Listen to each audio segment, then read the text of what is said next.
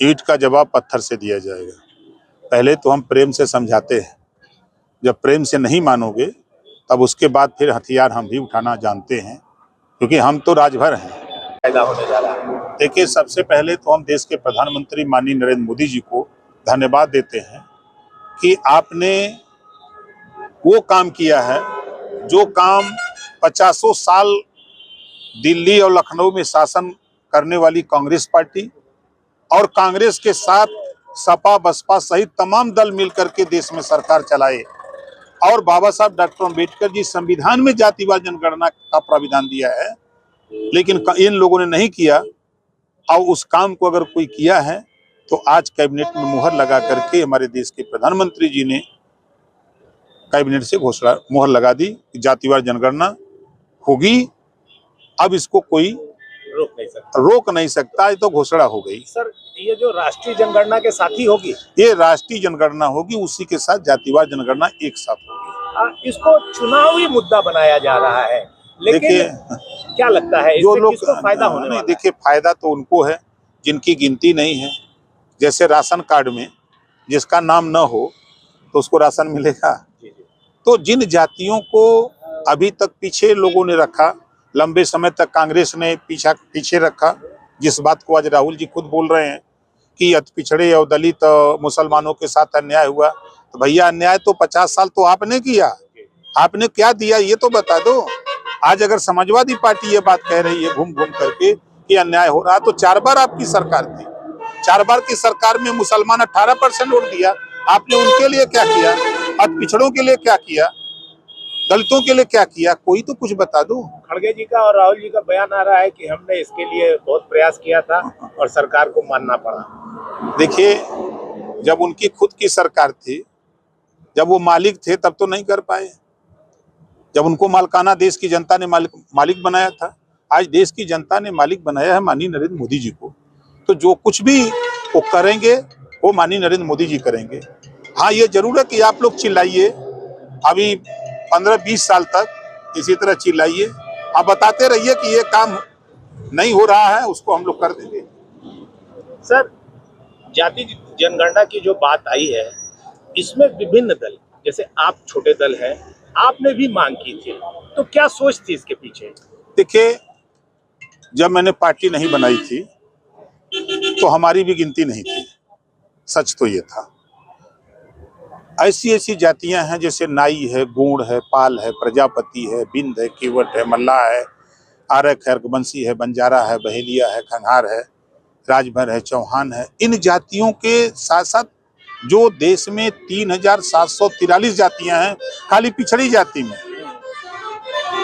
अब इनकी गिनती होगी ना, जो कुल मिला के 6743 जातियां पूरे देश में हैं, तो अब उनकी गिनती होगी, उनकी आबादी कितना है, आबादी के हिसाब से उनको रोटी, कपड़ा, मकान, शिक्षा, दवाई की व्यवस्था सरकार करेगी।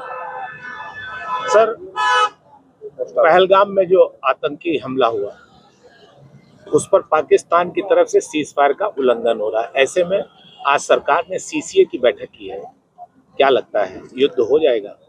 देखिए, ईंट का जवाब पत्थर से दिया जाएगा। पहले तो हम प्रेम से समझाते हैं, जब प्रेम से नहीं मानोगे तब उसके बाद फिर हथियार हम भी उठाना जानते हैं, क्योंकि हम तो राजभर हैं और हम मुगलों से लड़े, हमारी कौम अंग्रेजों से लड़ा, और जाते जाते अंग्रेजों ने राजभर जाति को क्रिमिनल कास्ट संविधान में लिखवा दिया।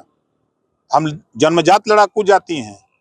हम तो भारत सरकार से कहेंगे कि खाली एक हथियार थमा दो राजभर को, जितने आतंकवादी हैं पाकिस्तान में घुस के मारेंगे, पता नहीं लगेगा कहाँ चले गए। कांग्रेस के नेता हैं सैफुद्दीन सोज, उनका बयान आया है कि अगर पाकिस्तान कह रहा है कि पहलगाम में आतंकी हमने नहीं, हमारे लोग नहीं थे, तो उसकी बात मान लेनी चाहिए।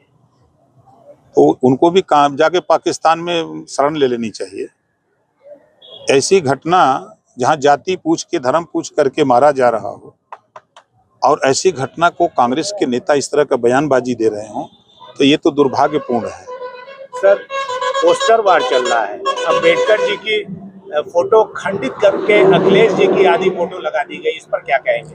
देखिए, माननीय अखिलेश यादव जी समाजवादी पार्टी में अलग अलग जीव पाले हैं।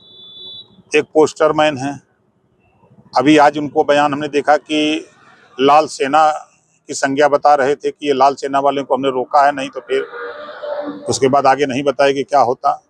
तो ये पोस्टर मैन है इनके, दिन भर सोते हैं, रात को जगते हैं, पोस्टर लगाते हैं और फिर छीछा लेदर करा करके फिर घर में घुस जाते हैं।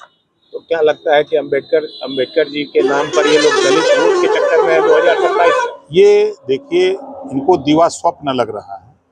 यही समाजवादी पार्टी 2012 के पहले मंचों से कहा करते थे कि जो बाबा साहब डॉक्टर अंबेडकर जी के नाम पर अंबेडकर पार्क बना है लखनऊ में, हमारी सरकार आएगी तो हम उसको गिरा करके शौचालय बनाएंगे।